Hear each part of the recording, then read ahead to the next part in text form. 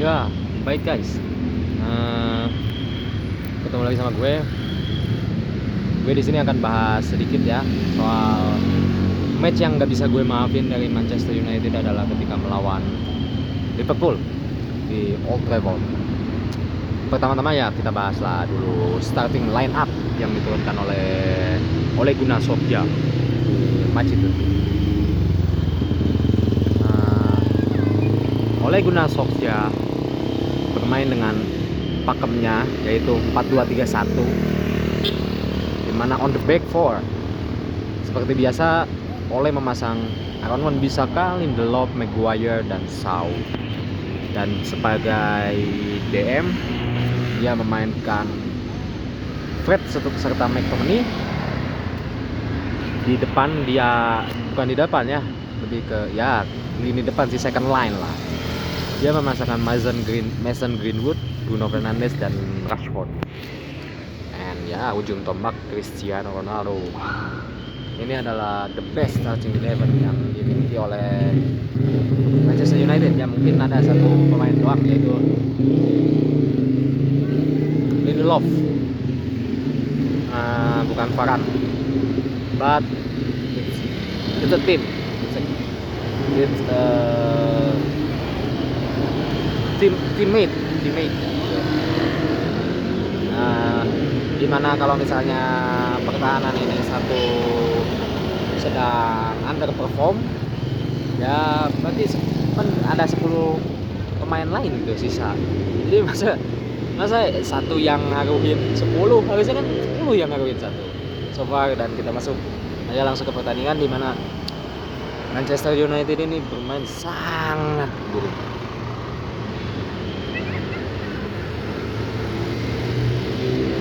Mau disebut bermain bertahan kagak bisa, mau disebut bermain menyerang gak menyerang, ini gak jelas gitu.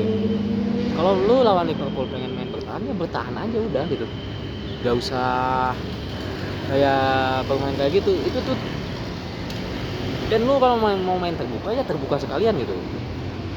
Itu pertandingan waktu lawan Liverpool itu benar-benar setengah-setengah banget, itu kelihatan banget. Kesel gue. Lu itu main dengan 11 pemain yang inti dan itu adalah yang terbaik di klub. Tapi lu main kayak gitu. Please deh.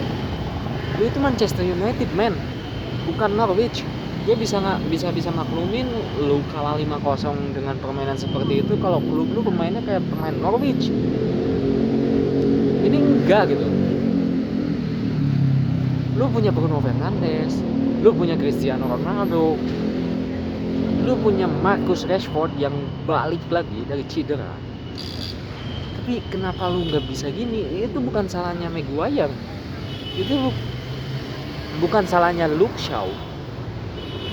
Cuman kayak shit man, nggak bisa lah kayak gini lah.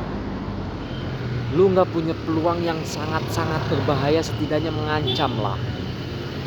Hanya satu gol di mana Ronaldo dianulir karena offside, but it can happen dan terbukti it can happen di melawan Spurs kemarin, di mana gol Ronaldo kembali dianulir oleh wasit karena dia dalam posisi offside. Jadi kayak hancur parah, dan itu adalah match kedua yang gak bisa gue maafin setelah dari Young Boys gitu. Lu bermain dengan skuad terbaik lu, dimana lu bermain di Old Trafford. Lu bukan hanya kalah dari segi skor, lu mau kalah 5-0 atau 10-0, 1 juta 0, lu tetap aja cuma kehilangan 3 poin. It doesn't matter. Cuman lu tunjukin gitu, jangan karena calculated loss kasarnya. Bahkan calculated loss pun tidak buat gue, karena murni para pemain Manchester United itu memiliki kualitas yang sangat fantastis, best quality in the world gitu. But you play like that gitu, shit man. Gak bisa disalahin pemain itu tetap manusia. yang dimana dia memiliki off day dan on day. Gak akan mungkin dia selalu on day. Bahkan robot pun bisa mati dikarenakan harus dicas gara-gara kehabisan baterai, apalagi manusia. Jadi lu sebagai coach harusnya tahu ini orang lagi moodnya lagi jelek gitu atau apa. Jadi lu bisa ciptakan sebuah sistem yang dimana play as a team. Lu gak masalah lu mau mainin strategi di mana lu mengandalkan 1-2 pemain saja di klub, karena pemain itu memiliki kualitas individu yang sangat luar biasa, fantastiknya. But you cannot play like that. Lu harus punya sistem dikarenakan jika pemainnya sedang underperform, like a De Gea, like a Luke Shaw, like a Harry Maguire, lalu Rafael Varane, lalu Bruno Fernandes dan Cristiano Ronaldo lagi out of form, setidaknya lu bisa tertolong oleh sistem.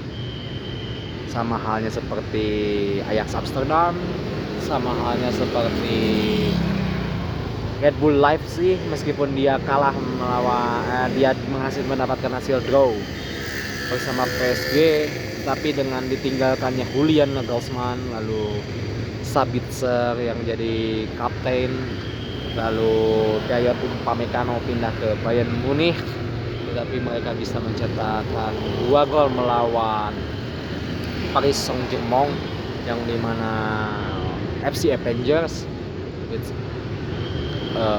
really good play from Red Bull Leipzig. Jadi kayak lu udah kalah segalanya dan itu nggak bisa dimaafin oleh gue.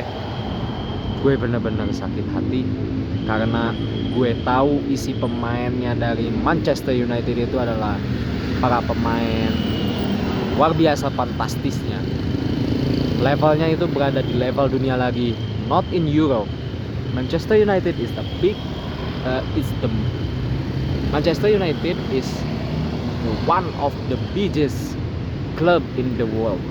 Not in Europe, not in England, not in English Premier League, or not in European League, not in UEFA Champions League, but in the world. So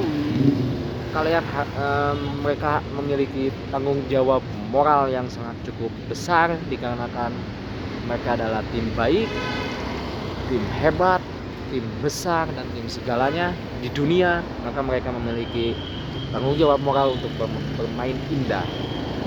Lu mau penonton yang dari stadion, lu mau penonton dari layar kaca, itu sama-sama menghasilkan duit bagi klub, pemasukan, karena ada license rights-nya yang otomatis itu copyright masuk ke keuangannya Manchester.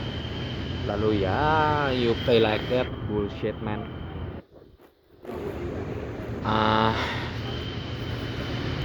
Untuk derby Manchester yang akan tersaji nanti malam melawan Manchester City ya, derby Manchester, sorry. Gue gugup sih. But jika pertanyaannya, dapatkah Manchester United memenangkan pertandingan ini? Yes. Masa sih West Ham bisa, Crystal Palace bisa? Padahal kita tahu kualitas pemain dua klub itu bagaimana. Bisa menang, apalagi Manchester United yang memiliki pemain kayak kelas dunia dan the best in the world gitu. Jadi tidak ada alasan untuk kalah gitu ya. Tapi jika berjalan normal, ya kalau berjalan normal City menang segalanya sih, dari segi ball possession, dari segi created chances, dari segi lu menciptakan gol, apalagi dengan menyaksikan Manchester City kemarin melawan klub Brugge di UEFA Champions League, sangat mengerikan. Phil Foden lagi naik-naiknya performnya, jadi ini sangat seru. Cuman Yang gue harap itu adalah mereka bisa bermain efektif, mereka bisa memanfaatkan celah yang disediakan oleh Manchester City, seperti mereka itu selalu menaruh 8 atau 7 hingga 8 lah pemain di depan bola, yang menyebabkan di mana lini pertahanan itu kosong dan back 3-nya itu naik ke tengah lapang ya. Jadi ketika dia kena counter like Jadon Sancho atau Marcus Rashford, itu sangat-sangat bisa bahaya sekali. Tinggal bagaimana finishingnya gitu. So jika mereka bisa memanfaatkan hal tersebut, Manchester can win from Manchester City. United can win in the derby Manchester. Jadi kita lihat untuk formasi paling karena Varane cedera, Harry Maguire pun sedang out of form di beberapa pertandingan terakhir ini, mereka akan bermain seperti 4-3-2-1 pakem awalnya, kalau tidak bermain 5-3-2 dengan menaruh paling Donny van de Beek ya, yang menggantikan posisi dari Paul Pogba yang kita tahu terkena kartu merah ketika melawan Liverpool. So far itu adalah sebuah kehilangan yang cukup besar, cuman kita ini bisa bermain play as a team lah, jangan terus-terusan mengandalkan skill, karena what do you expect from Cristiano Ronaldo, pemain yang udah 36 tahun gitu. Dia tidak akan mungkin selalu on fire, but kontribusi dia sangat besar, apalagi ya di beberapa pertandingan terakhir ya. Jadi ini sangat layak disaksikan antara Manchester United versus Manchester City. Kalau ditanya gue dukung siapa, for sure gue dukung Manchester United. Manchester is red, blue just for film until now. So semoga kita mendapatkan hasil yang sangat baik. Tapi tetap, menang atau kalah, menang besar pun still all out. Thank you. Sekian dari gue.